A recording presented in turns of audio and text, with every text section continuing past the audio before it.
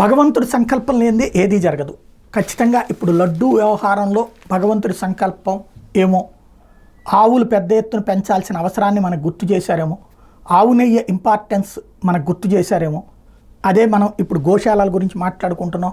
ఆవు నెయ్యి 400 అంటే నార్మలు, 800 అంటే మంచిది, 1800 రూపాయలంటే అద్భుతం, ఇట్లా మాట్లాడుకుంటున్నాం.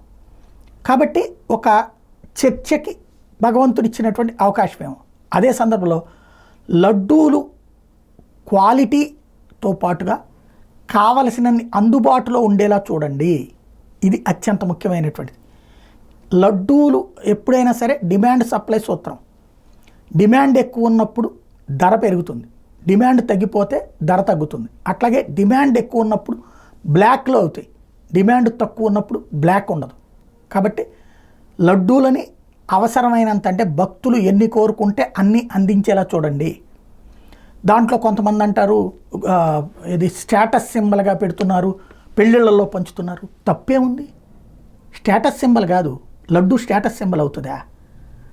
నా బిడ్డ పెళ్ళిలో తిరుమల వెంకన్న ప్రసాదం పెట్టాను అంటే ఆ దేవుడి ఆశీస్సులు ఉన్నట్టు ఫీల్ అవుతున్నాడు ఆ తండ్రి.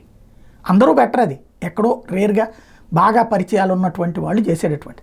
ఇక్కడ కావాల్సిన పాయింట్ ఏంటంటే, భక్తులు ఇవాల్టికి కూడా తిరుపతి లడ్డూని ప్రసాదంగా తీసుకుంటారు. ఇప్పుడు జరిగినటువంటి ఈ పరిణామాల వల్ల చాలా సైకలాజికల్గా నలుగుతున్నారు భక్తులు.